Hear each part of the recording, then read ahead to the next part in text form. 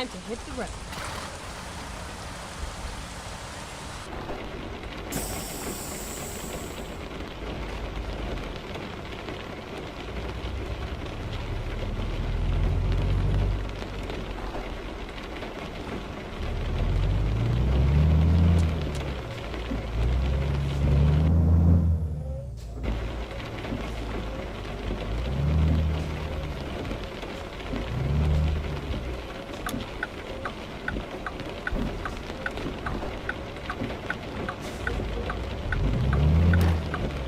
Turn right. Get ready to turn left. Turn left.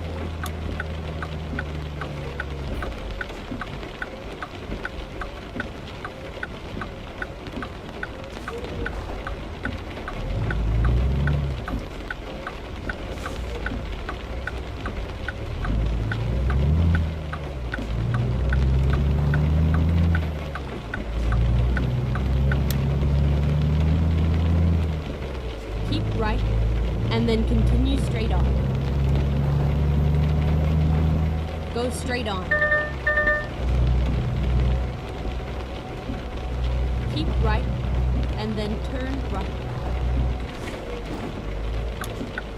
Turn right.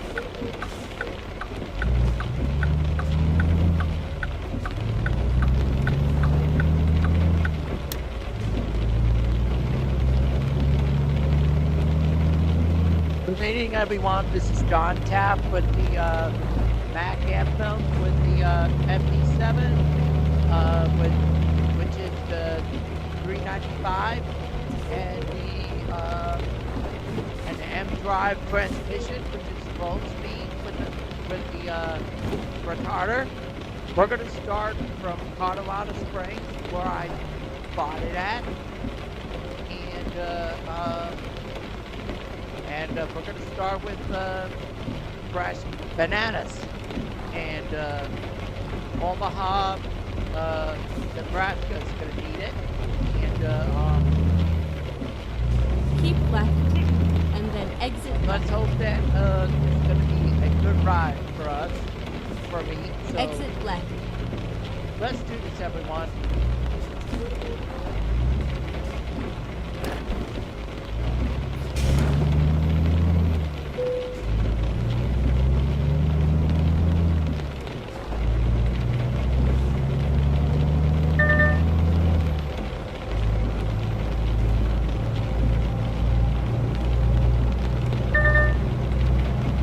Keep right, and then exit right. Exit right.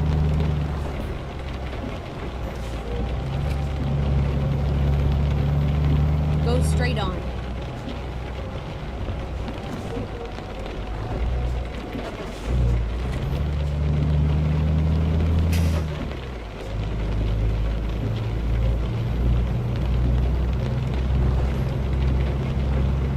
Keep left, and then turn left.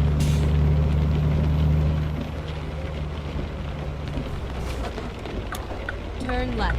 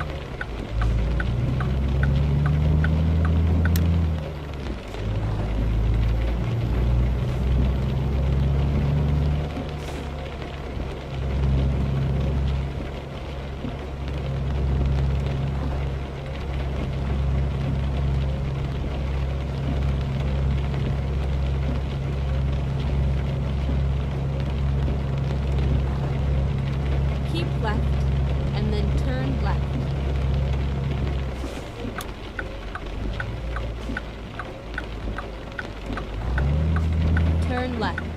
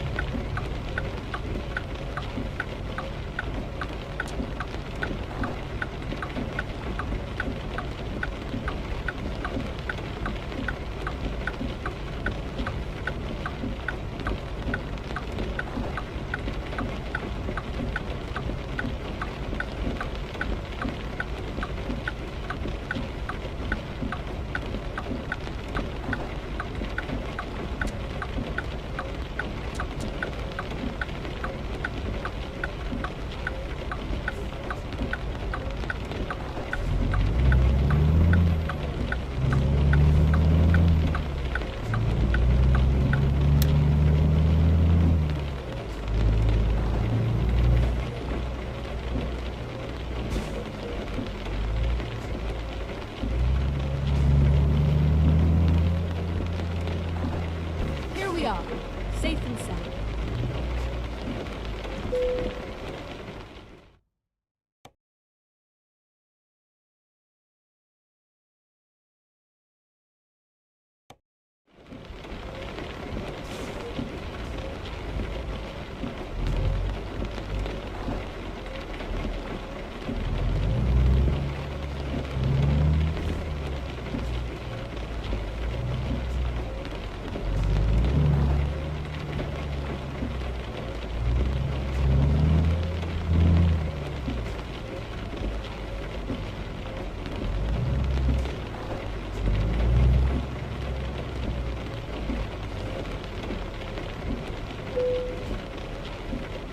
Okay, here we go.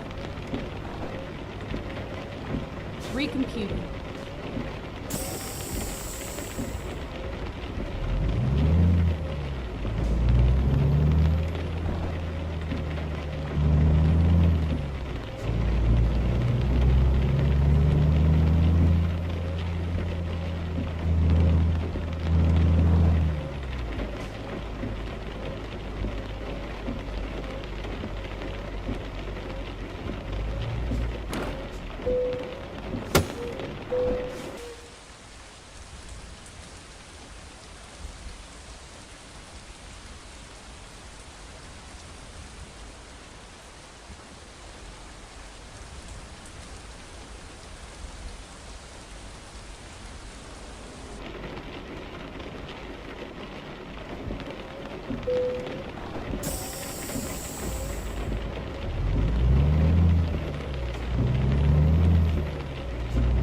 Keep right, and then turn right.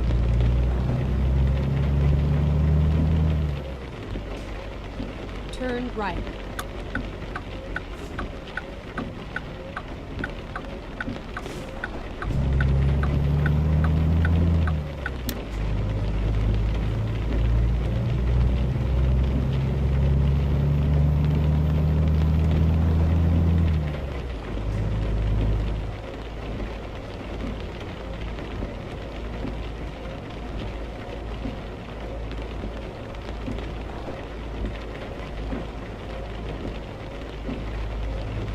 Keep right, and then turn right.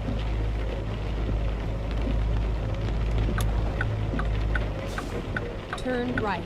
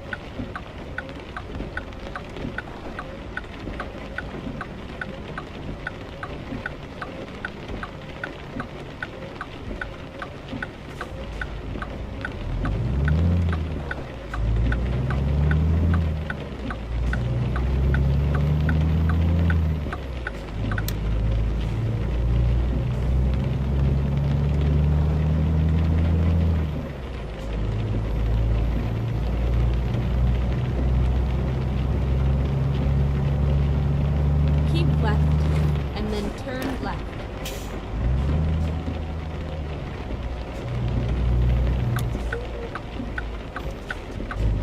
Turn left.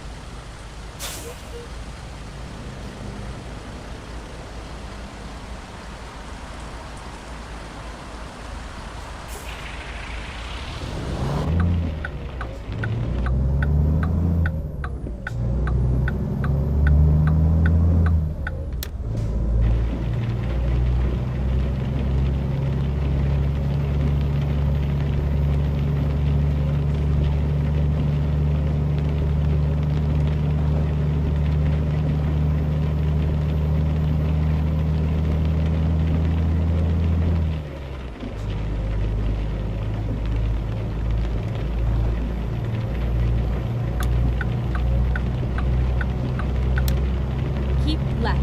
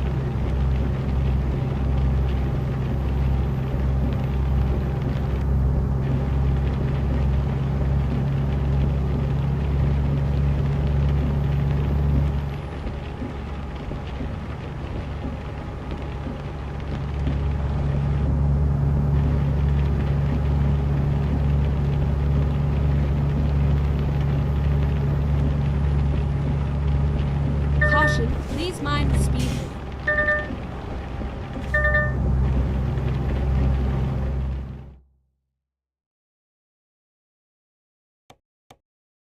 Center that will be 5 times larger than Abilene's Stargate, powered partly by nuclear energy. They have not disclosed how much water it will need. This project is expected to be named the Donald J. Caution, Trump Advanced please mind Energy speed. and Intelligence Campus. I'm David Martin Davies in San Antonio. And in Houston, it's 5:48 on All Things Considered on News 88.7.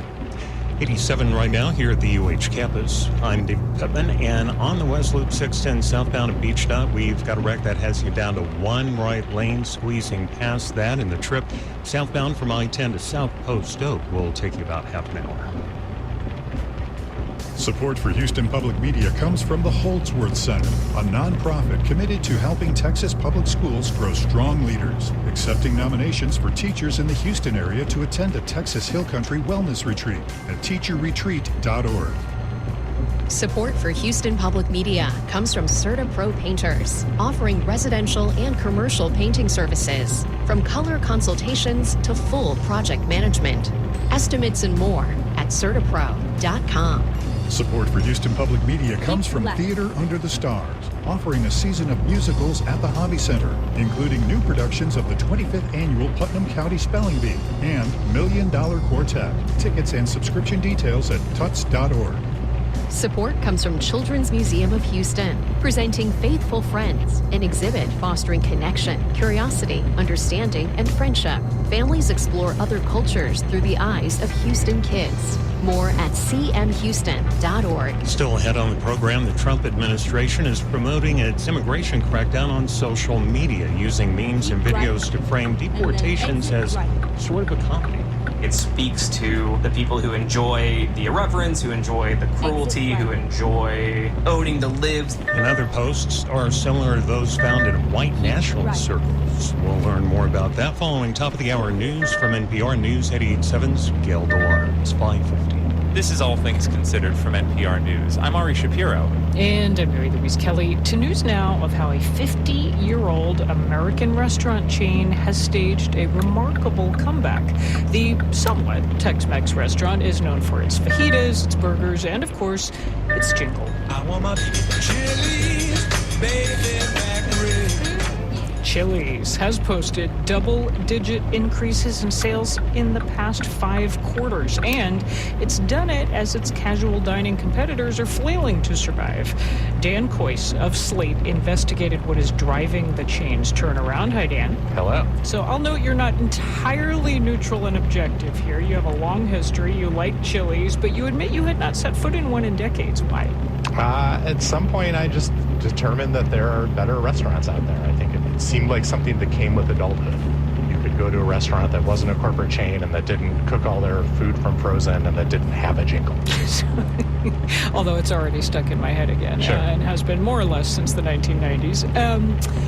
Let's get into why. You interviewed Chili's CEO. This is a new CEO as of 3 years ago for the parent company of Chili's. What did he tell you was his vision for how to reinvent the company? He brought in a whole team with him, and they all came together. They were the same team that recently re-engineered KFC and Old Spice. Both of those re-engineerings had a lot to do with tapping into people's sort of nostalgic love of that brand. And then while they were doing that, while they were trying to tap into this nostalgia, for example, having Boys to Men re-record the Baby Back Ribs jingle, they also were trying to institute a bunch of very strategic systems improvements that were designed to make it a better place to work.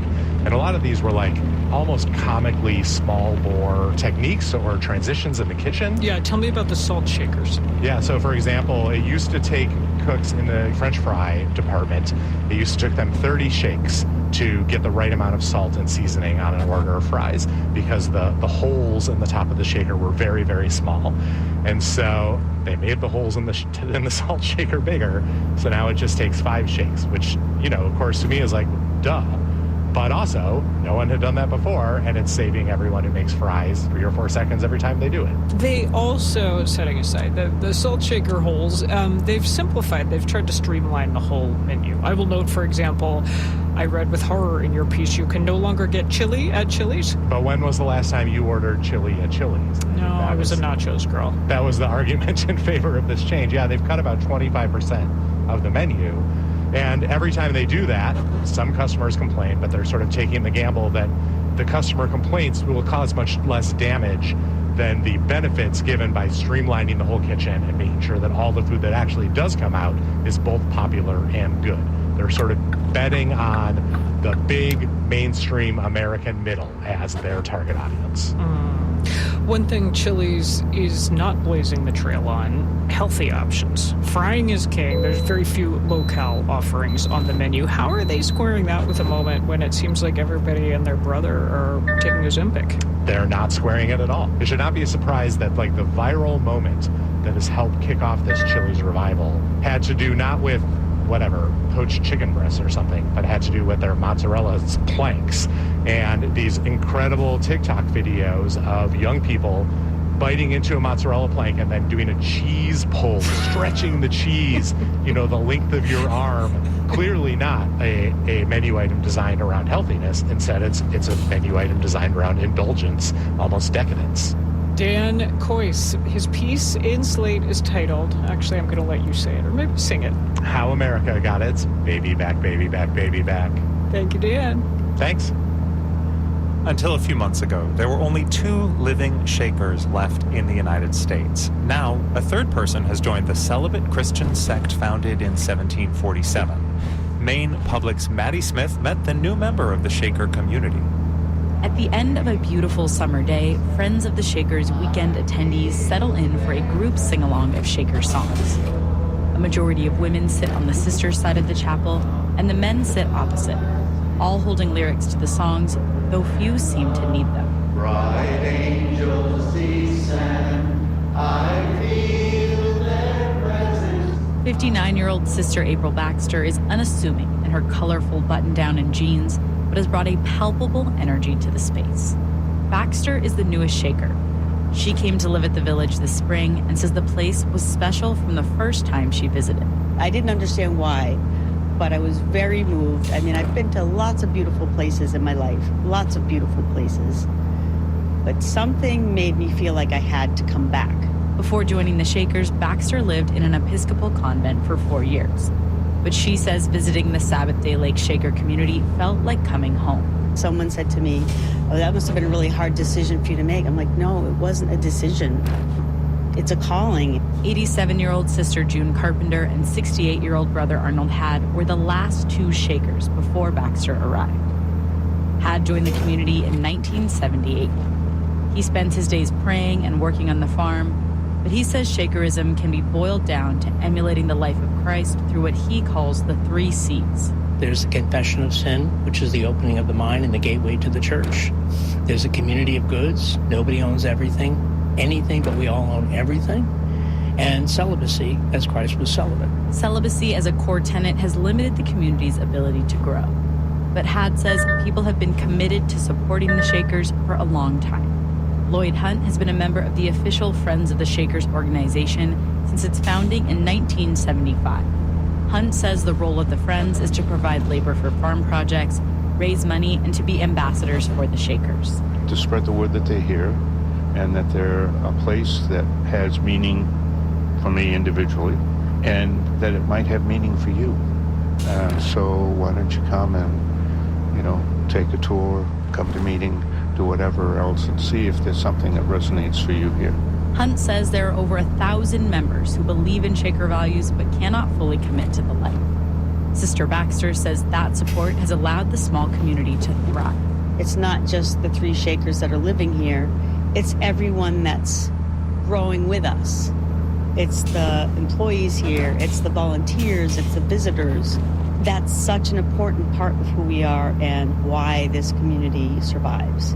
Village Director Michael Graham first came to the Shaker Village in the 90s for a class project in his first year at a local college.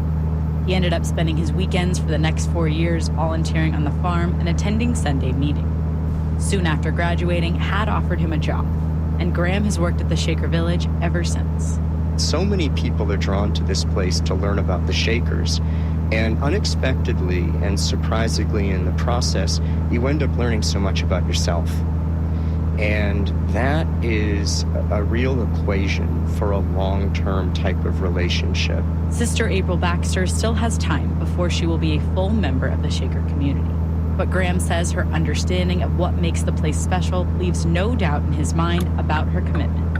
For NPR News, I'm Maddie Smith in New Gloucester, Maine.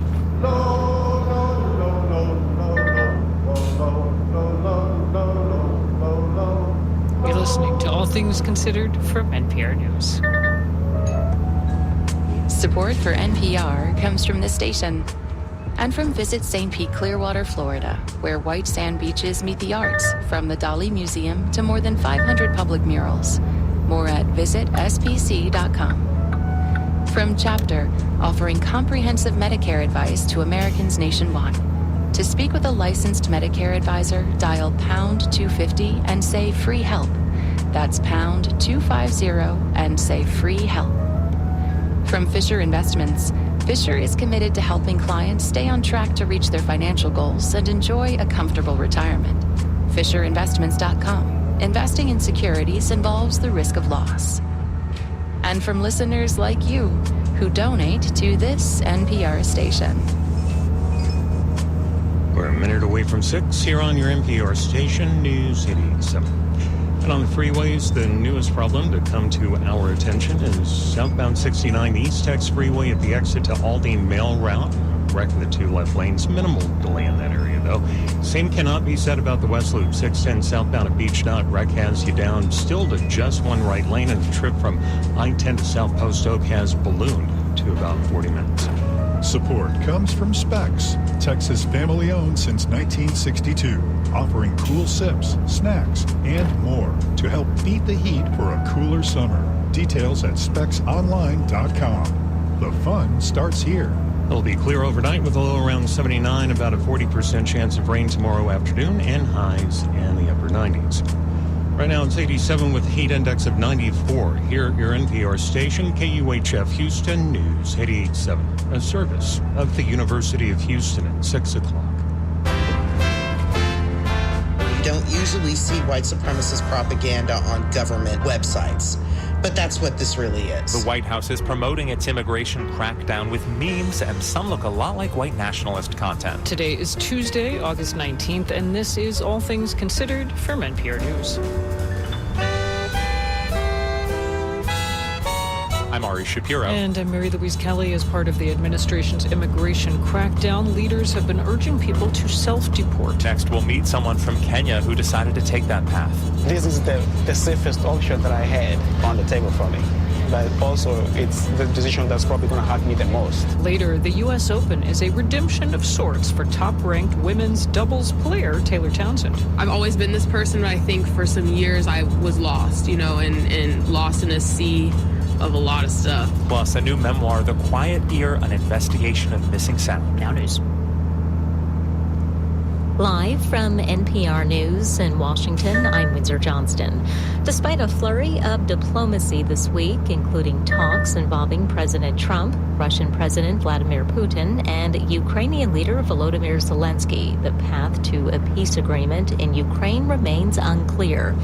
NPR's Greg Myrie reports the main roadblocks haven't budged. All the obstacles are still there. After these two high-profile meetings, there have been no breakthroughs, no concessions by either side, no agreements reached. We don't even have an agreement for the two sides, Russia and Ukraine, to sit down and negotiate. So we'll have to see if there's any real momentum here that they can build on, and there are plenty of reasons to be pretty skeptical. That's NPR's Greg Myrie reporting from Kyiv. President Trump says he discussed a plan for Putin and Zelensky to meet during his negotiations on Monday with European leaders. The Kremlin, though, has not confirmed a timeline for the summit. An inspector general says the IRS broke its own rules when it fired thousands of employees earlier this year. NPR's Scott Horsley reports the workers were rehired after a court challenge, but could still be subject to a future layoff. The IRS fired more than 7,300 probationary employees back in February and March. The workers received identical letters saying their performance was to blame. But the Inspector General found more than half of those employees never received a performance evaluation, and nearly all the rest have been rated fully successful or higher. After a legal challenge, the IRS backtracked and rehired the probationary workers. But last month, the Supreme Court gave the green light for further dismissals. The Tax Collection Agency has cut about a quarter of its total workforce, including auditors who were hired during the Biden administration to crack down on wealthy tax cheats. Scott Horsley, NPR News, Washington. Hurricane Erin is expected to bring tropical storm conditions to parts of North Carolina as soon as tomorrow morning. NPR's Bill Chappell reports other coastal areas are also bracing for impact. Hurricane Erin isn't expected to make landfall on the U.S., but the storm is bringing dangerous conditions to most of the East Coast. Through Wednesday, beaches from Florida to Maine face a moderate or high risk of riptides. Most of North Carolina's Outer Banks area is under a tropical storm warning and a storm surge warning. Here's National Hurricane Center Director Michael Brennan. This means there's the danger of life-threatening inundation, of 2 to 4 feet of inundation above ground level. Erin has weakened a bit, but forecasters say it's also growing, raising dangers for people far from its center. Bill Chappell, NPR News. Stocks traded mixed on Wall Street today. The Dow Jones Industrial Average was up 10 points. The Nasdaq fell 314. This is NPR News in Washington. Live from News 88.7 in Houston, I'm Gail DeLauder. With lots of Houstonians complaining about stopped trains at railroad crossings, the city of Houston has introduced its new Train Watch website. It shows in real time when trains are stopped at crossings. Jack Hannegriff leads the East Houston Rail Safety Focus Group. He says the web page uses more than $230,000 worth of donated railway sensor equipment. And then the city is hoping to demonstrate that these sensors could be used to better guide first responders. The mayor wanted to give citizens a tool to get better information as best we could using other existing resources so the public could be better informed. The city says it will use a portion of a $350 million federal grant to continue improvements to the sensor network. The Fort Bend County Toll Road Authority has rejected a proposal to create a toll road that would loop north of the village of Fairchilds. Members say the proposal would be too expensive. Residents say they'll continue to advocate for a different route. They're worried they could be displaced by the route that's currently planned. Getting the Space Shuttle Discovery to Houston is going to be a lot tougher than initially obtaining it. News 88.7's Tom Perumian reports. Discovery was awarded to the Houston Space Center with the passage of President Trump's Big Beautiful Bill. But space historian and journalist Robert Perlman says its former owner is pushing back. The Smithsonian contends that the items in their collection belong to the Smithsonian. They do receive federally funded monies to operate, but they're not part of any of the three branches of the government. So they consider themselves an independent institution. They have a title document that says that they own Discovery outright, and they're not prepared to give it up. Another factor is the cost of moving Discovery from Virginia to Houston. Perlman maintains it could cost anywhere from $85 to $300 million and potentially go to $1 billion. I'm Tom Perumian, News 88.7. Our low tonight should go down to about 79 degrees. 40% chance of rain tomorrow, partly cloudy, high near 97. I'm Gail DeLauder, News 88.7. Support for NPR comes from NPR stations. Other contributors include EBSCO, committed to providing perpetual access to print and digital books for libraries and the communities they serve. Learn more at ebsco.com. And the listeners who support this NPR station. This is All Things Considered from NPR News. I'm Mary Louise Kelly. And I'm Ari Shapiro. The Trump administration is promoting its aggressive immigration crackdown with memes and other statements, of course. But on X and social media, the White House and the Department of Homeland Security post a steady stream of images and videos. Sometimes they use viral trends in an attempt to frame deportations as comedy. Other posts are similar to content found in white supremacist circles. NPR's Shannon Bond and Jude Joffe-Block have been looking at these posts and looking into what they say. Good to have you both here. Hello. Hi, Ari. For those who don't follow these accounts, tell us about what they've been posting. Well, let's take one example from last month. There's a viral TikTok trend that uses audio from a British airline ad. It sounds like this. Nothing beats a Jet2 holiday. And right now, you can And people have been pairing this sound with videos of their travel mishaps to be funny. The White House made its own video with this audio, but paired it with footage of handcuffed immigrants boarding deportation flights. And this is emblematic of some of the themes we see with these posts, trying to use mass deportations as fodder for jokes, joining in on viral internet trends, and trolling critics. And in the last several weeks, many of these posts we're seeing, they've really focused on this big push that DHS is doing to recruit more ICE agents. So those range from World War II style recruitment posters to artwork evoking nostalgic versions of America's past.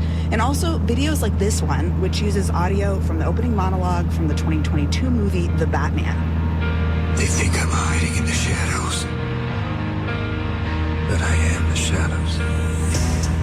And the video shows armed border agents in military-style fatigues and helmets in action. A Bible verse appears on the screen, and the caption addresses what they call criminal illegal aliens and warns they're an existential threat to Americans and will be hunted down. There's a lot going on there. So what is your sense of who the intended audience is for these posts? Well, the White House and DHS, for the most part, did not engage when we asked them specific questions about this posting strategy. The White House did give us a statement saying it, quote, consistently posts banger memes. But communications experts we spoke with say there are a couple potential audiences here. So to some degree, this seems to be about generating outrage from the left, especially for people who are very online and will get these kind of references. They can also serve to normalize ideas that people would otherwise consider extreme. We spoke to Ryan Milner, who studies internet culture at the College of Charleston. It speaks to the people who enjoy the irreverence, who enjoy the cruelty, who enjoy owning the libs, the kind of gleeful pushing forward of this kind of America First agenda, and especially how it causes people to freak out and cry foul. I think that's part of the point of these. And then there are the posts appealing to people for the purposes of ICE recruitment. And that's apparent in those more aggressive videos showing immigration enforcement in action. They're depicting policing the border as a battle between good and evil, complete with these biblical references. And there are also posts that present this very nostalgic, white-centric vision of the American past that serve to illustrate the Trump administration's idea of who belongs in this country. Like when DHS posted an 1872 painting called American Progress. It shows a blonde, angelic female figure in a white gown leading the way as settlers move across the land and Native Americans and bison make way. And this work is closely associated with the concept of manifest destiny, which is the belief that white settlers were destined by God to expand across the North American continent. And this is a very contested, violent, and painful part of American history, yet DHS's caption on the painting reads, "A heritage to be proud of, a homeland worth defending." We asked DHS about this post, and spokesperson Tricia McLaughlin gave us a statement that said in part, quote, "This administration is unapologetically proud of American history and American heritage. Get used to it." Now, your reporting has also found some other posts that resemble white supremacist content. Tell us about those. Right, so as Jude said, many of these posts present this very white-centric past. They include calls to defend that vision of America, with captions including "secure the golden age" and "protect, serve, deport." And in some cases, these seem to reference extremist ideas. Like DHS recently posted an image of Uncle Sam at a crossroads, captioned, "Which way, American man?" That phrase is similar to a meme sometimes used by right-wing accounts that borrows the title of a book called Which Way, Western Man. It was written by William Gailey Simpson, a white nationalist. It was published by a neo-Nazi group. It advocates violence against Jews, and it argues Hitler was right. We spoke with Heidi Beirich, who's co-founder of the Global Project Against Hate and Extremism, and she told us this kind of material she usually only sees on far-right extremist corners of the internet. You don't usually see white supremacist propaganda on government websites, but that's what this really is. And when we asked DHS about this post, McLaughlin said, quote, "Calling everything you dislike Nazi propaganda is tiresome." She didn't respond to our question about how DHS intends the white-centric imagery it posts to be interpreted. Lots of the posts you're talking about use work created by other people, paintings, audio, music. How are those creators and artists responding to this? Well, several artists have put out statements saying their work is being used without their permission, and in some cases, they're pushing back. After the White House posted its video from the Jet to TikTok trend that we mentioned before, the pop star Jess Glynn, whose music is featured in that ad, wrote on Instagram that she felt sick about the White House's post. Now the audio is disabled on the White House's Instagram. And we've also seen other Trump administration videos that use music that now say the audio isn't available due to copyright claims. That's NPR's Jude Joffe-Block and Shannon Bond. Thank you both. Thanks, Ari. Thank you.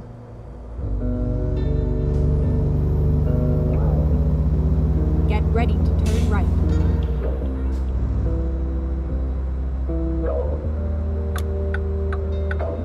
Turn right.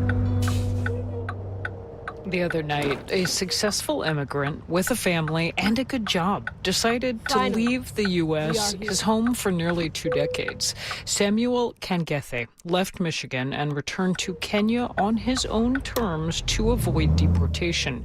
He's one of more than 7,000 immigrants who have decided to heed President Trump's orders to, quote, self-deport or face consequences. NPR's Sergio Martinez Beltran has been following the man's story and was with him during his last few days in the U.S. It's a Saturday morning and Samuel Kangethe moves slowly around his house in West Lansing, a neighborhood with big trees and long front yards in Michigan's capital. It's clear people were here last night celebrating. Those people here, like they were sitting, you can tell by where the confetti is. There were people there last night. Kangethe is right. Confetti is everywhere in the backyard.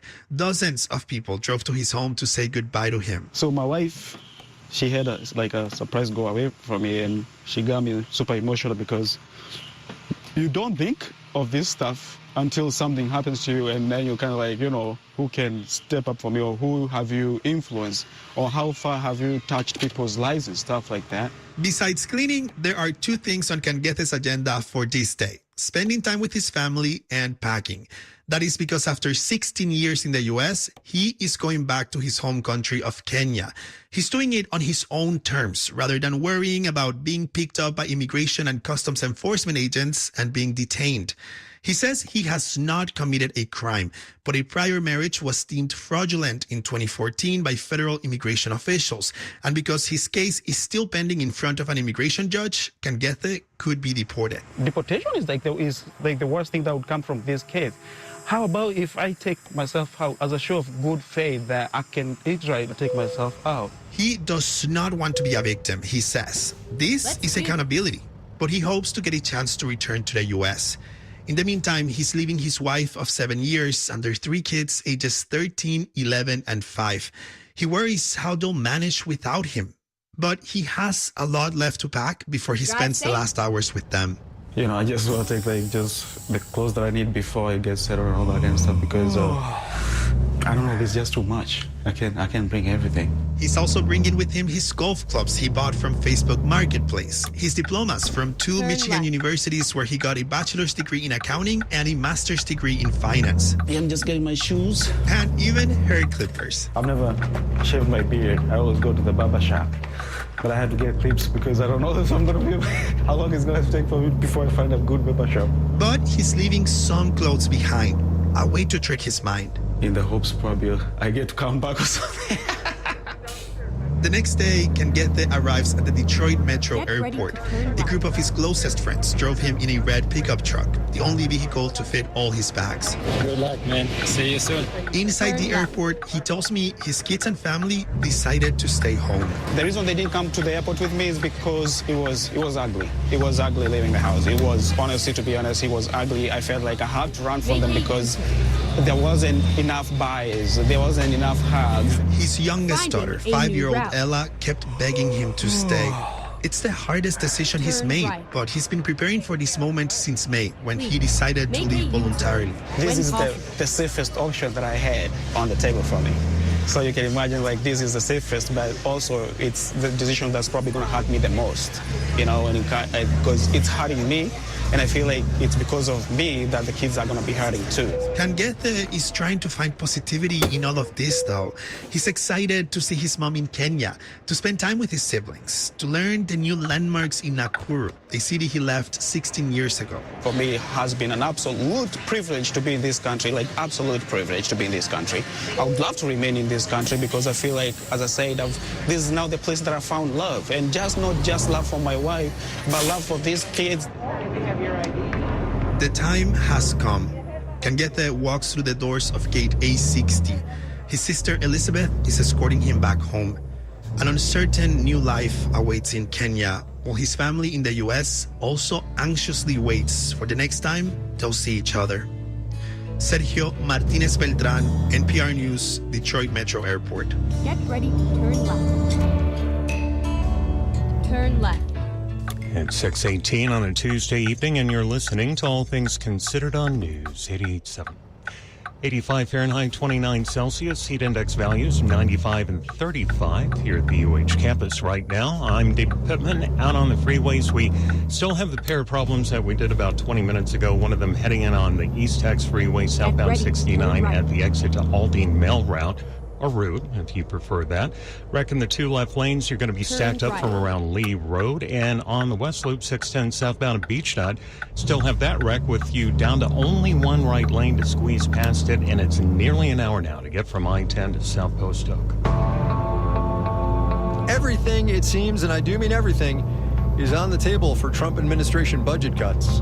When you're dealing with people who have critical medical needs, who don't have access to the physician whom they need to see, the hospital they need to go to, that's where the Essential Air Service provides a critical fulfillment. I'm Kai Rizdal. This is the last and final boarding call. Next time on Marketplace. It's coming your way in about 11 minutes, followed by the Daily at 7 o'clock.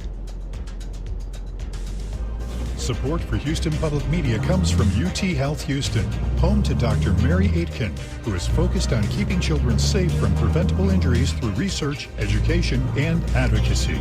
More at uth.edu/manyfaces. Support comes from the Houston Museum of Natural Science, presenting Audubon's Birds of America, showcasing life-size renderings of Audubon's illustrations from the early 1800s, closing September 1st. Information and tickets are at hmns.org. Support comes from the German Saturday School of Houston, providing instruction for children and adults at Bel Air United Methodist. Registration is open for the upcoming school year, beginning August 23rd. More at 713-569-0801. Houston Public Media is licensed to the University of Houston System, governed by the UH Board of Regents. Information about open meetings, dates, times, and locations is online at uhsystem.edu.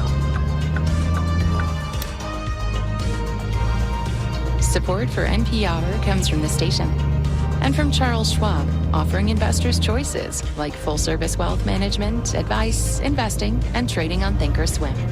Learn more at schwab.com. From Progressive Insurance, home of the Name Your Price tool, so drivers can see coverage options at progressive.com or 1-800-PROGRESSIVE. Price and coverage match limited by state law. And from the John D. and Catherine T. MacArthur Foundation at macfound.org. This is All Things Considered from NPR News. I'm Ari Shapiro. And I'm Mary Louise Kelly. When writer Raymond Antrobus was a child, he had a hard time making sense of the world around him. He struggled to hold conversations. He missed instructions from his teachers. He would get sent off to detention. Everyone assumed he had a cognitive disability. Until one day, his mother bought a telephone, a loud phone. When it rang, it was piercing. Everyone in his house seemed to notice but him. That is how Raymond Antrobus learned at 6 years old that he was deaf. Well, he's out with a new memoir called The Quiet Ear, an investigation of missing sound. Raymond, welcome. Oh, thanks for having me. So to explain to people listening now, you wear hearing aids. Yes. You're also able to hear my questions in part because you have closed captioning going across the screen that's capturing what I'm saying. Yes. You describe this feeling of living in a world of in-betweenness, to use your word, like halfway in the deaf world, halfway in the hearing world, feeling displaced from both. How do you navigate that? How did you learn to navigate it as a kid?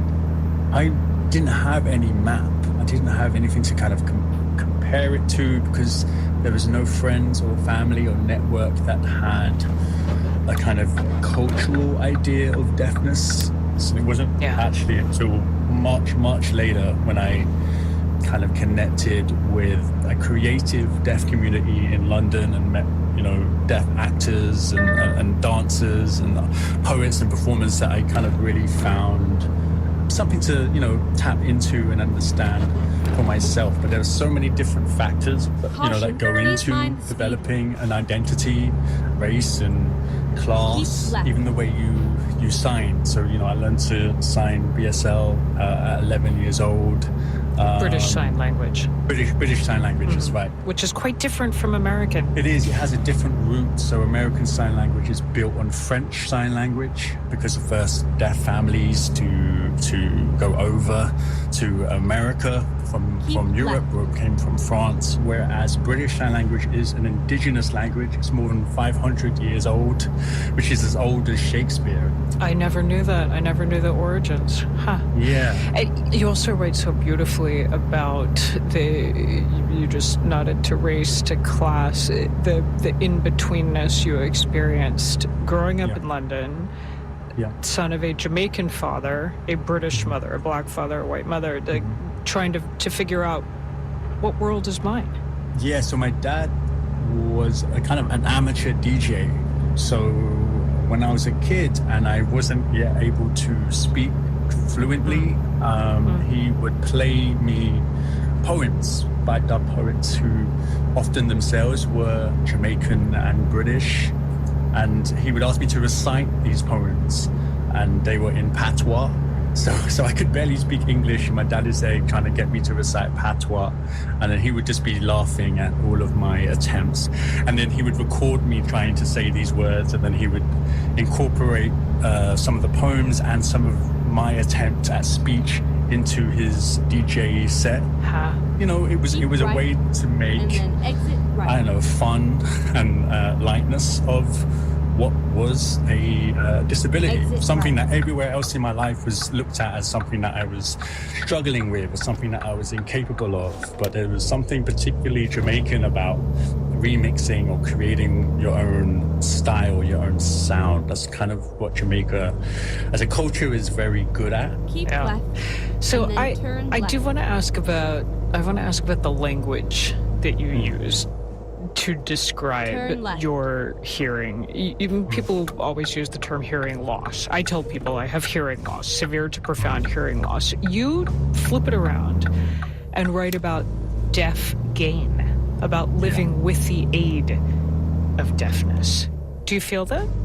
I do. So I think about this idea of having a natural deaf disposition. You know, after reading David Wright, a deaf poet from the 1950s and 60s, in his memoir, he talks a lot about the hindrance and the struggle, but he does there are moments where he kind of touches on this idea that he wouldn't be a poet without his deafness.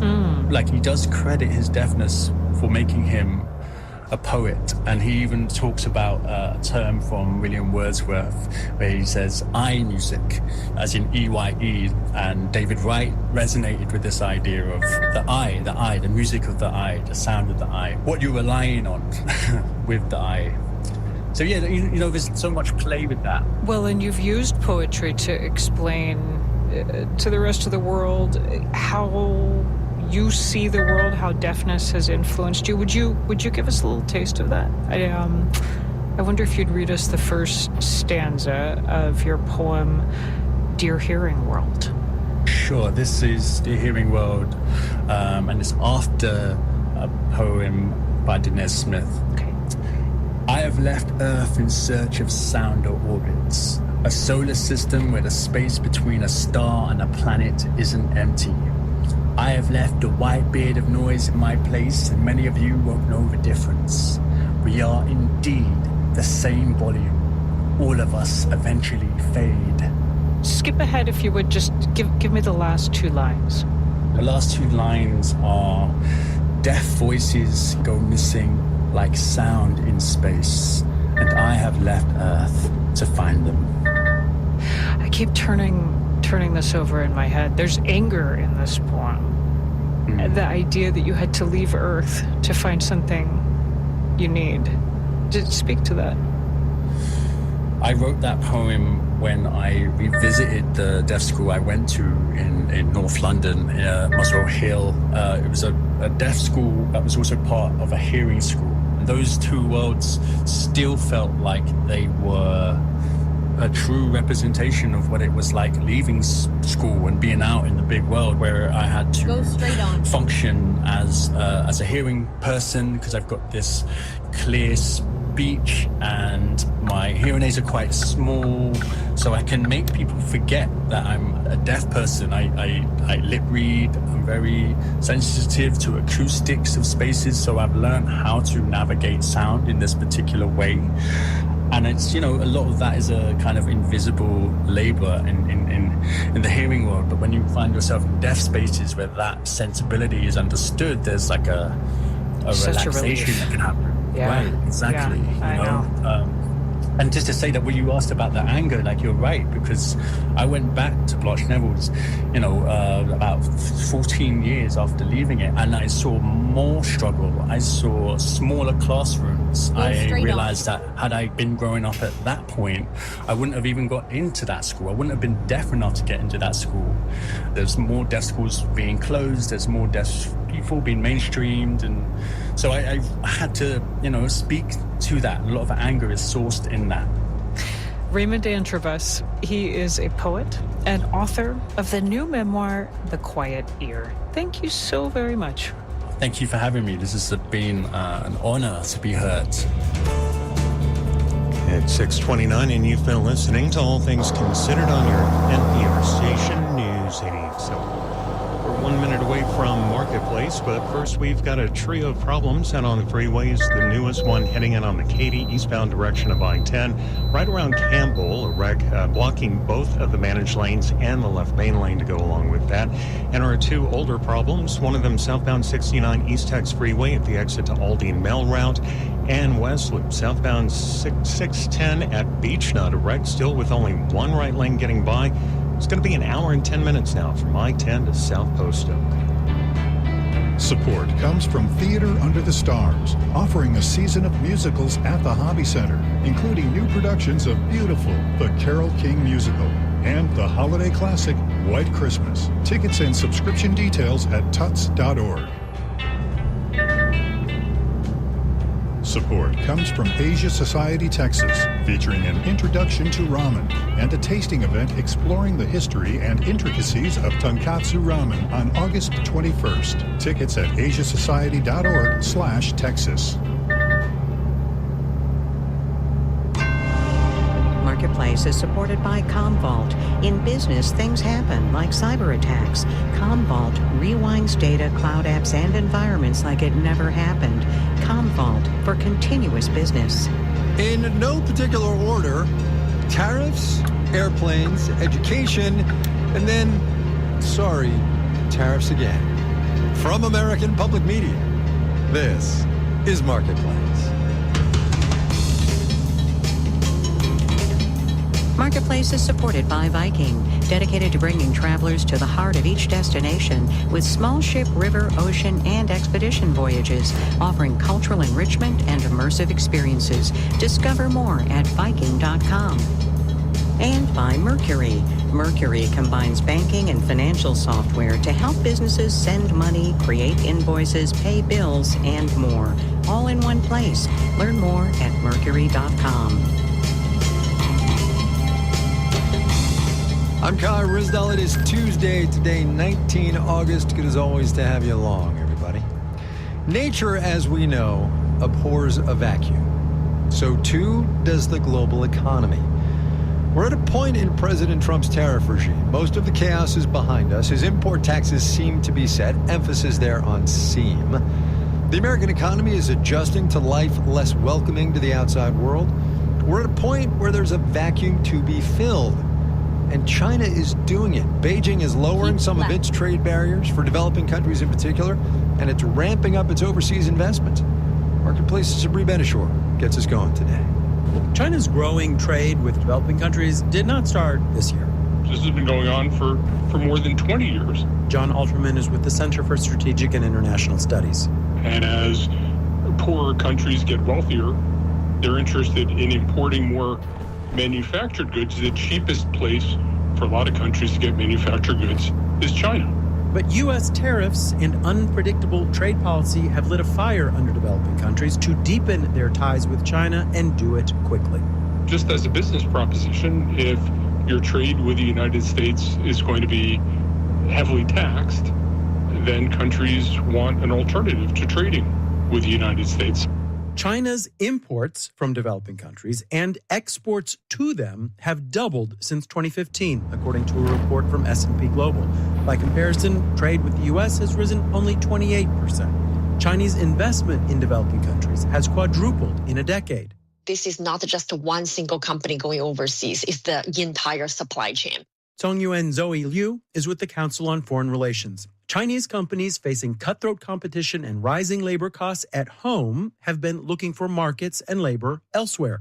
The government has helped their customers with financing and without strings attached around labor or human rights. But Liu doesn't view Chinese commercial expansion as a threat to U.S. business.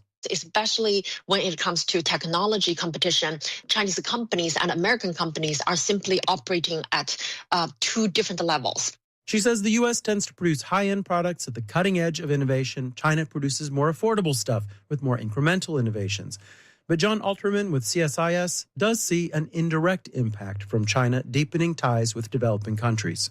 That gives China an in, and China uses that in to try to block the United States from using economic tools that it's used around the world to fight terrorism, drug trafficking, corruption, all kinds of things. In the global economy, trade and investment are the ties that bind. The U.S. may find itself binding a little less. In New York, I'm Sabri Benishore for Marketplace. Wall Street on this Tuesday, tech was the big loser. The Magnificent Seven, as they're called. That would be Alphabet, Amazon, Apple, Meta, Microsoft, NVIDIA, and Tesla. Not so very magnificent today. We will have the details when we do the numbers.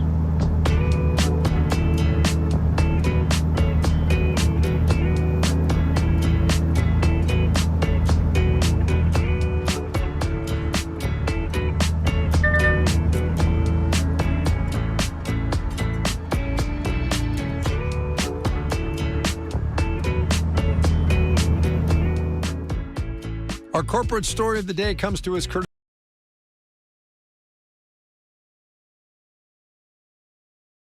today as it happens. Starbucks, as you perhaps heard, has been trying to overhaul things, simplify its menu, bringing back ceramic cups, all in an effort to stop a recent slide.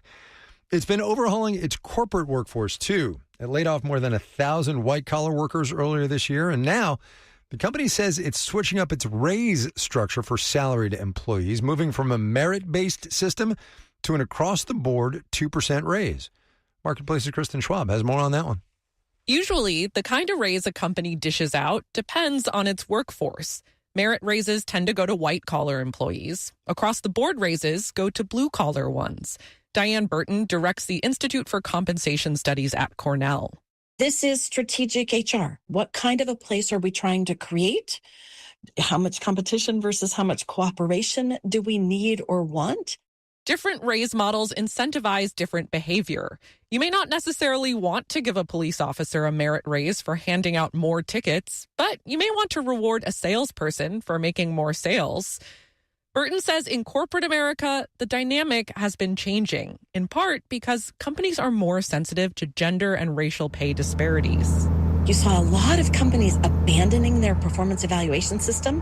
Also, merit raises are tedious. Michael Sturman, a professor of HR management at Rutgers, says they require managers to measure employee performance and write lots of reviews.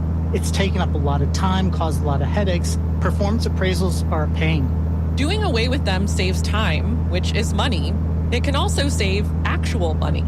According to Bureau of Labor Statistics data, as of June, wages for private industry workers increased 3.5% for the year on average. Compare that to a flat 2%, and for Starbucks, it does make it actually a little bit easier to allocate less money and therefore perhaps keep your costs down. Limiting raises and slashing benefits is a common tactic when companies are underperforming. It's also common when the economy at large looks shaky. Barry Gerhardt is a professor of management at the University of Wisconsin-Madison. The labor market is cooled, and so companies now are starting to feel they have more leeway, more leverage with their employees. In other words, companies know it's getting harder for workers to find other jobs, which means it's getting easier for companies to compete. I'm Kristen Schwab for Marketplace.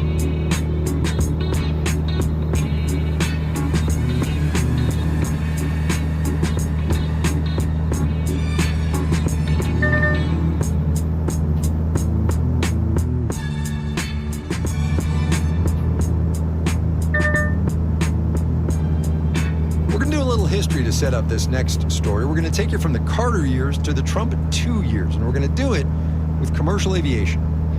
It used to be that the federal government, in the form of the Civil Aeronautics Board, dictated where airlines could fly and how much they could charge to do it. In 1978, though, Congress and President Carter deregulated the airline industry, which explains a lot of what's happening today, both good and bad. But to stick to the point, lawmakers back then worried that airlines would abandon rural communities for lack of profit. So they created the Essential Air Service, which subsidizes flights to more than 170 small airports. It's still around today at a total cost this fiscal year of close to $600 million.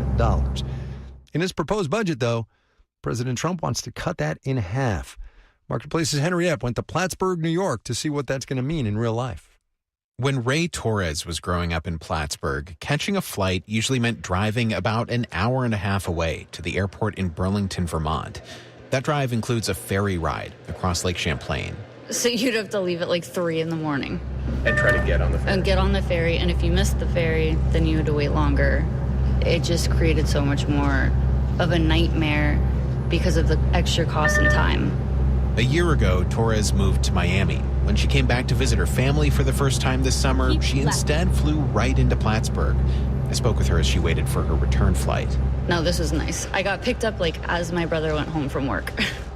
The flight she took is subsidized by the Essential Air Service, or EAS, program. Plattsburgh did have an EAS route when Torres lived here, but for years it wasn't the most comfortable experience for many flyers, says Chris Craig, the airport's director. We've had everything from a 9-passenger Cessna 402. We had a 19-passenger Beech 1900. Pretty small planes, not your typical commercial flight. But for the last few years, the small Plattsburgh airport has had a federally funded contract with a company that flies 30-seat jets, a more traditional flying experience. They fly every day to Dulles International in Washington, D.C., giving residents access to connections all over the world. And the route brings travelers into the Plattsburgh area, too, says Molly Ryan, the region's economic development director. She watched as passengers got off a fairly full flight from Dulles. That is tax dollars, that is sales tax revenue, that is people coming into the area, spending money in our restaurants, our stores, supporting local businesses. And so having that funding has a significant impact on our local economy.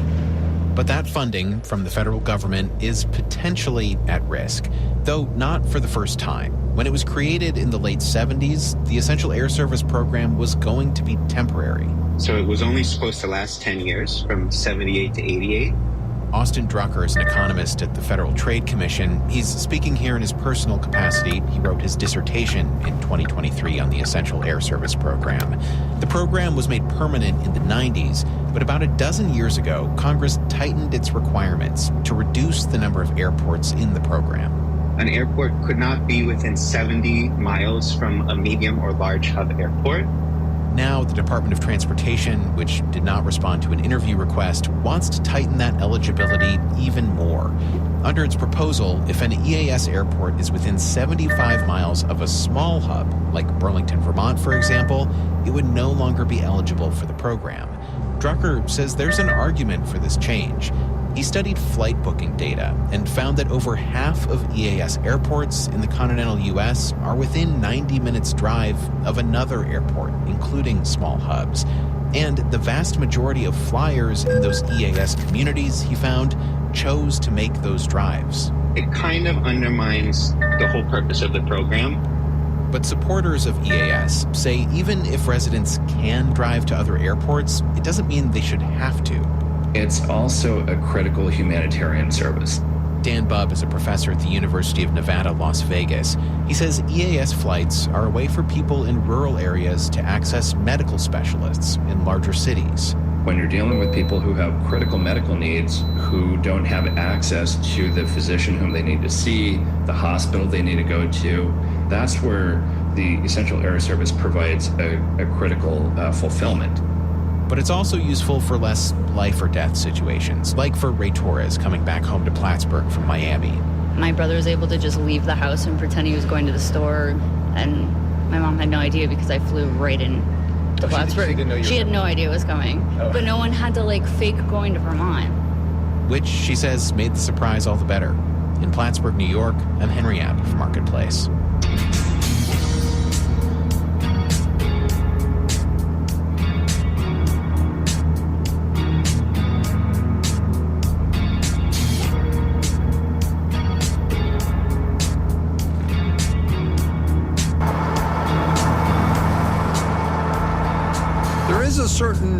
I'm not really sure what's going on quality to some of the economic data we have been getting here in mid-2025. We had consumer inflation and wholesale prices being really different last week. The consumer mood and consumer spending disconnect Mitchell Hartman talked about for us yesterday. Today, it's monthly residential construction data from the Census Bureau. And again, it's kind of a head-scratcher. The headline is that there's been a real gain in housing starts. That is, housing actually starting to be built. But at the same time, building permits for new construction were down year on year.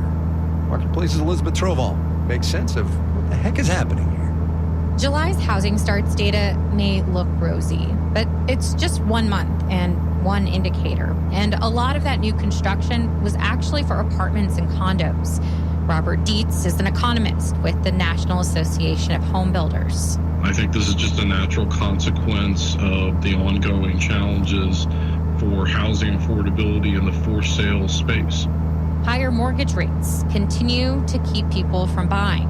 And these priced out would-be home buyers have to live somewhere. Housing affordability is challenged. Some of those prospective home buyers are remaining in the rental market longer than expected. But while this looks like a good month for multifamily builders, Macrina Wilkins, an analyst with the Associated General Contractors of America, says when you look at permits for new construction, that paints a different picture. The data suggests that we're in for a softer patch. Because permits are trending down.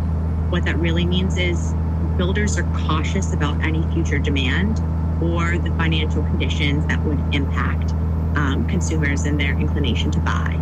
And overall builder sentiment for all residential construction is low. Oh gosh, so many headwinds. Economist Ali Wolf with the real estate data firm Zonda says, for one, there's the higher cost of borrowing. Also, construction costs are higher this year than where they were last year, and they were already high last year. And there's just a lot of questions of, well, what's going to happen to my construction costs? Do we already have the tariffs baked in? Are we going to see costs go higher? Throw in some additional uncertainty around the supply of construction labor because of current immigration policy. And she says pulling the trigger on new projects can be tricky. I'm Elizabeth Troval for Marketplace.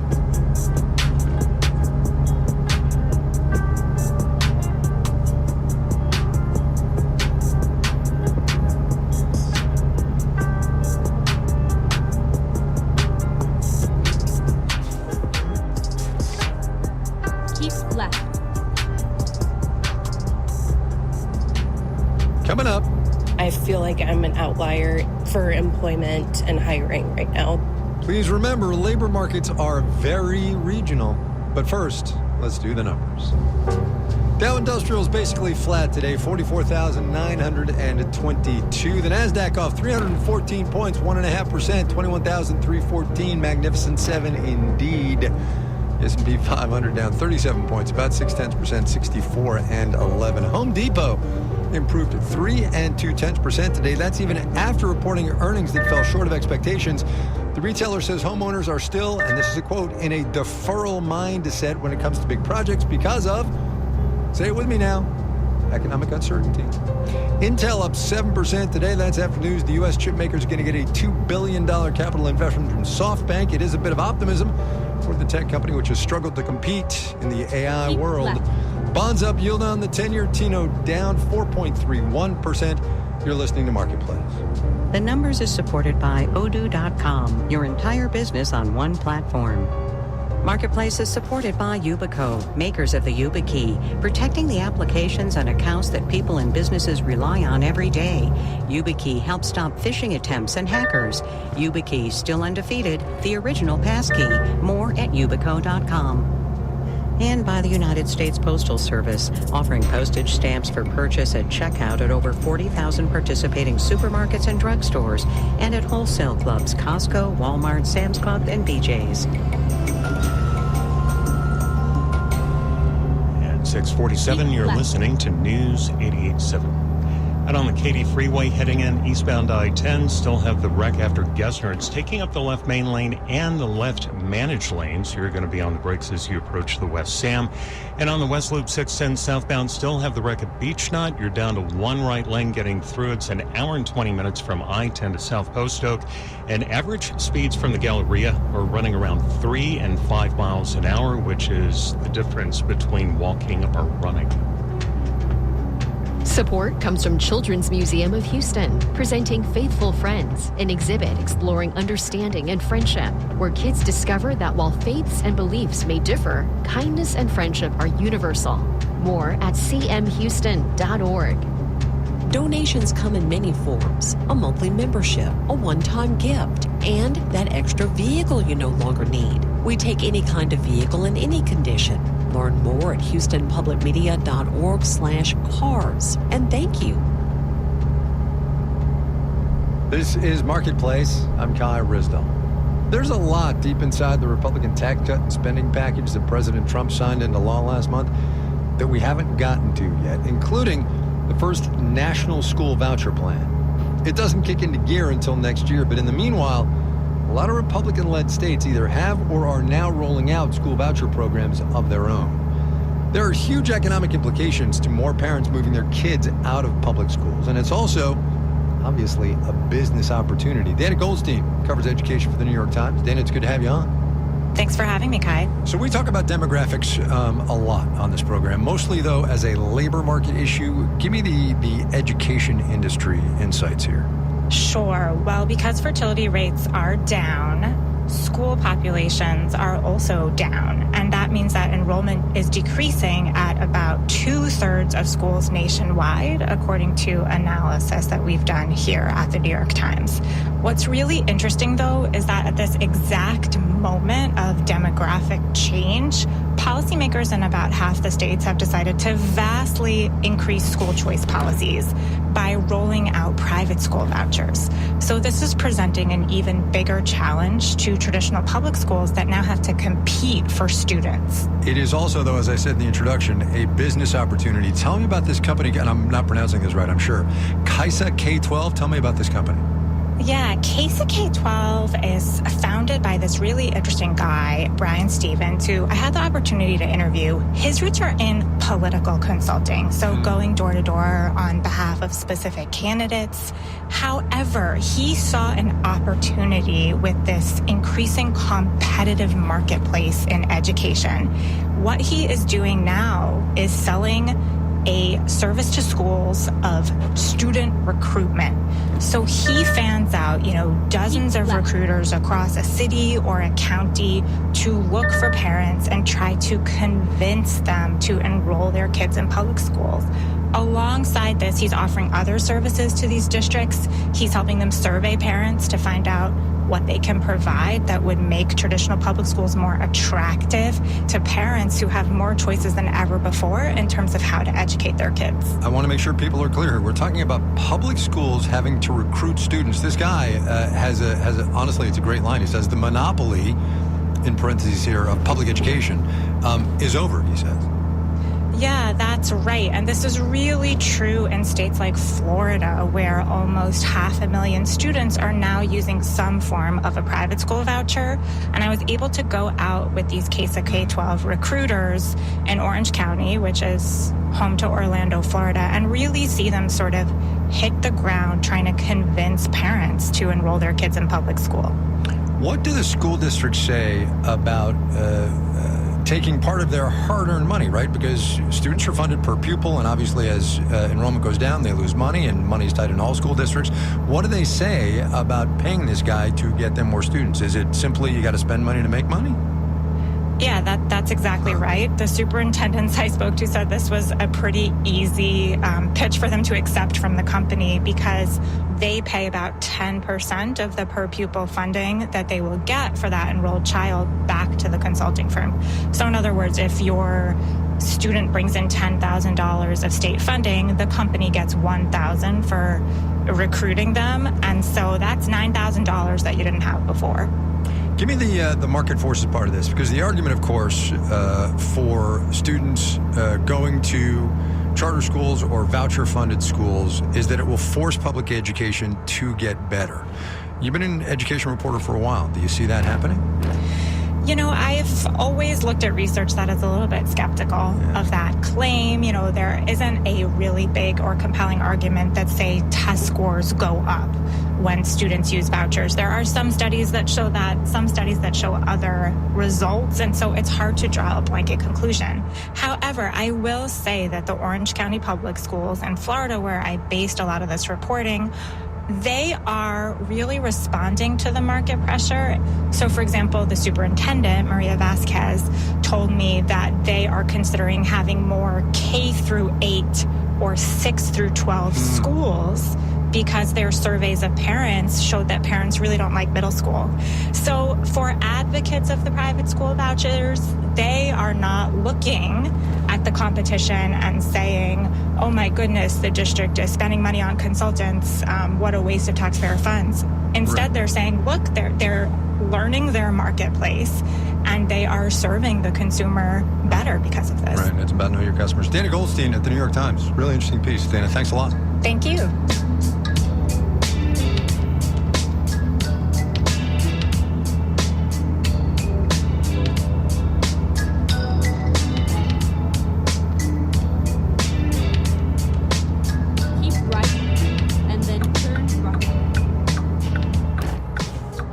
Retail right now, the whole industry, the big boxes and the chains and the moms and pops, they're all a little bit betwixt and between. Retail sales are doing all right, but tariffs are starting to bite, and hiring is always a challenge no matter what size your shop.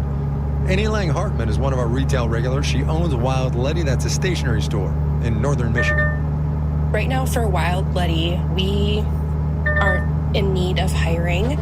Typically we hire in early spring and then we schedule throughout the rest of the year, and we haven't had any staff changes or unexpected things come up. So we aren't feeling the crunch of needing to hire people this fall or for this winter, and honestly that feels incredibly great. Talking with my employees, I am feeling pretty confident that we're going to have pretty much everyone come back this next season, and I do have a lineup of people that are interested in working for us next year. So I'm feeling really, really lucky with that as well. I have quite a few friends that are also small business owners, and hearing them go through trying to hire someone right now is just so incredibly stressful for them. So I'm happy to have a really great retention rate for employees.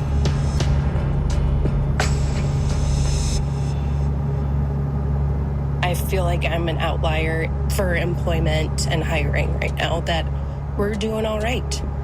We are based in Leelanau County, Michigan, and it's very much a summer tourist town. A lot of the workforce for the busy summer season is college kids, high school kids, and they're starting to go back to school. So for other small businesses in our area, they're definitely having a hard time finding people to get them through the winter. And I just feel very, very lucky that we aren't in that situation. Annie Lang Hartman of Wild Letty up in Leelanau County, Michigan. Unemployment rate there, by the way, 5.2% as of June.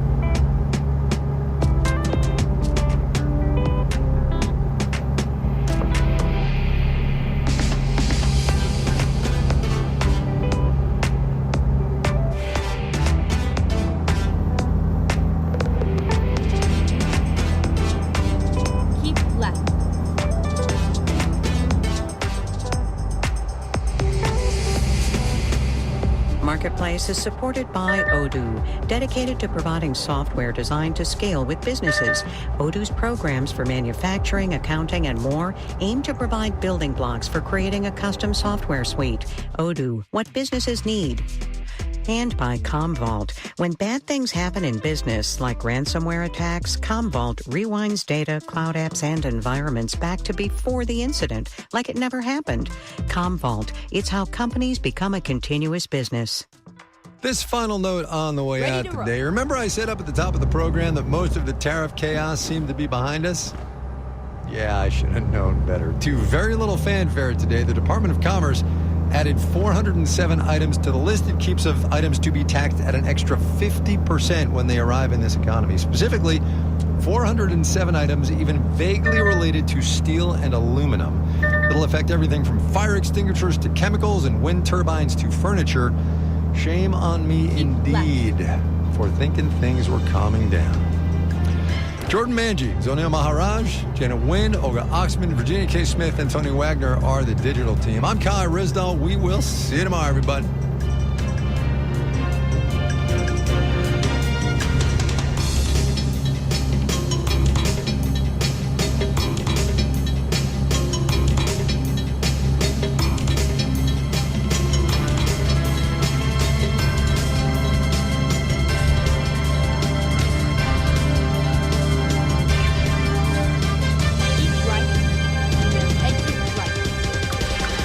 This is APN. We're a minute away from 7 o'clock on a Tuesday evening here on your NPR station, News 88.7. One last look at the drive home. We'll start with the good news. Eastbound I-10 heading in on the Katy Freeway. The wreck after Gessner has cleared from the left main lane and managed lanes. And on the West Loop 610 southbound, after nearly an hour and a half, the wreck at Beach Nut is gone, but not the backup. It'll be close to it, not a little bit more than an hour to get from I-10 to South Post Oak. And heading in on the Southwest Freeway, northbound 69, got a wreck at Kirby in the two right lanes. Support comes from Houston Theater Week, a citywide celebration of live performances. Participating organizations include theater, dance, and music presenters. Returning August 18th through 24th.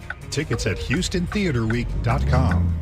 We'll have an overnight low around 79, back up to the upper 90s with scattered showers yet again tomorrow afternoon. Right now it's 86 here at your NPR station, KUHF Houston News 88.7, a service of the University of Houston. I'm David Pittman. Thank you for letting us be a part of your life today. We'll do it all over again tomorrow afternoon at 7 o'clock.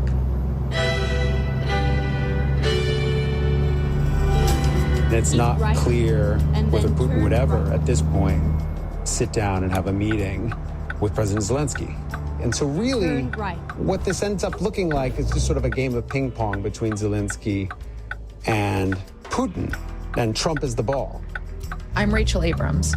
That's coming up on The Daily from The New York Times. The Daily is supported by Progressive. Progressive Commercial Insurance offers personalized rates and customizable coverages for your business vehicles. More at progressivecommercial.com. For everything you need to know about the most important stories of the day, you're listening to The Daily from The New York Times, distributed by American Public Media. APM produces and distributes programs that inform and inspire, entertain, and engage audiences everywhere.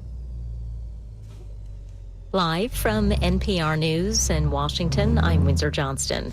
President Trump says American troops will not be deployed to Ukraine, but the White House confirms that U.S. air support is still on the table. NPR's Franco Ordonez reports Western leaders are weighing security guarantees for Ukraine as part of a possible peace deal with Russia. President Trump says U.S. troops would not be joining potentially European troops who may serve on the ground to help maintain any peace deal agreed to by Ukraine and Russia, but said on Fox News that the U.S. could provide some kind of air support. When it comes to security, they're willing to put people on the ground. We're willing to help them with things, especially probably if you could talk about by air, because there's nobody has the kind of stuff we have. White House Press Secretary Caroline Leavitt confirmed that U.S. flown air support was an option. She says the president understands that security guarantees are crucial and has directed his national security team to coordinate with their European counterparts.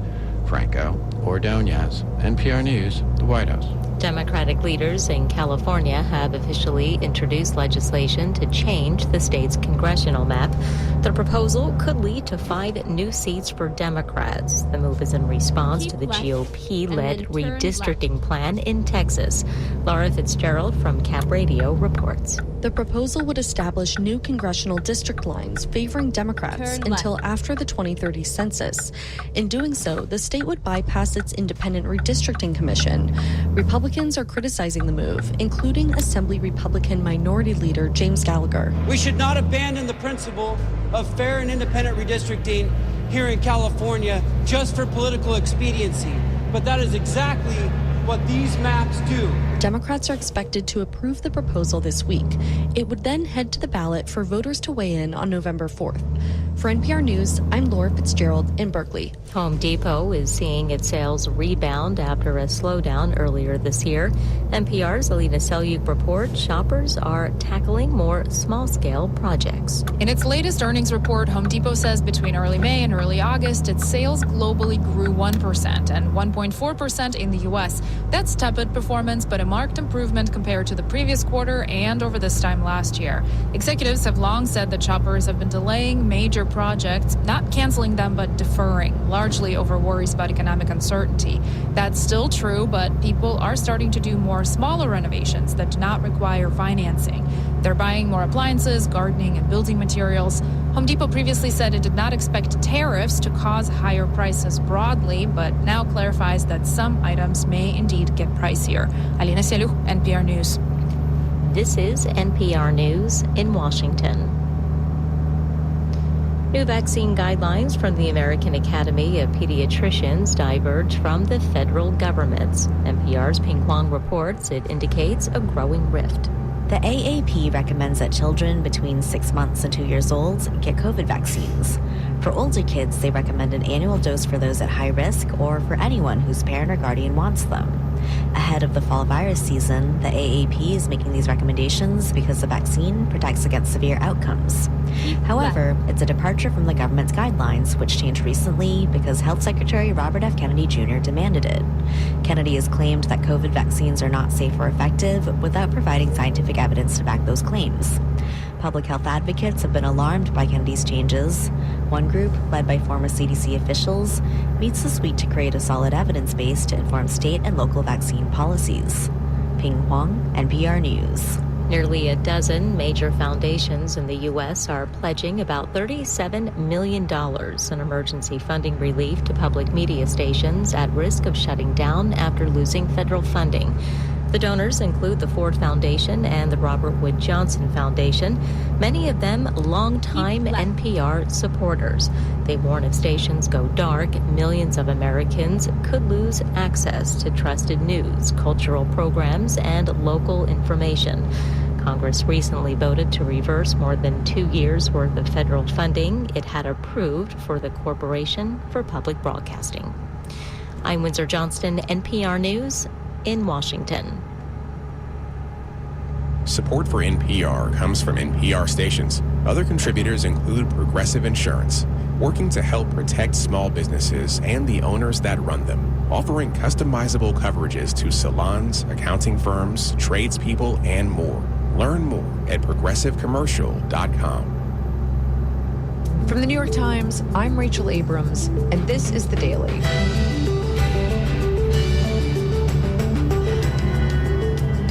Today,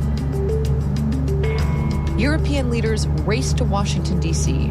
to show their support for Ukrainian President Volodymyr Zelensky as he met with President Trump on Monday. It was the two men's first face-to-face meeting in the White House since their disastrous blow-up in the Oval Office back in February. This time, Mr. Zelensky tried flattery and deference as he continues to press the United States for support in Ukraine's ongoing war with Russia. Today, my colleague Michael Schwertz explains why Zelensky's approach has changed and how this meeting may give him a new advantage in his efforts to end the war.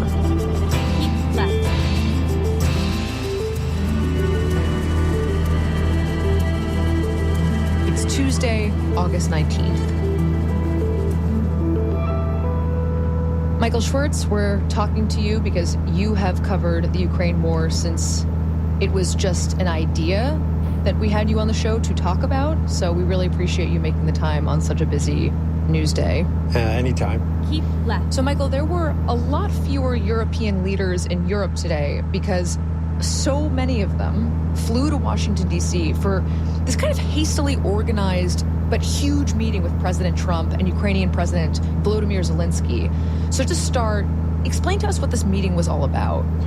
This meeting was a response to a summit that President Trump had with his Russian counterpart, President Vladimir Putin of Russia, in Alaska last week. And this is the latest in a series of efforts by the Trump administration to force some kind of settlements to the war in Ukraine, which is coming up on its fourth year. For several months, it seemed that Trump had come around to Zelensky's way of thinking. Trump was angry with Vladimir Putin about strikes on cities in Ukraine that were killing civilians. He had come around to Zelensky's position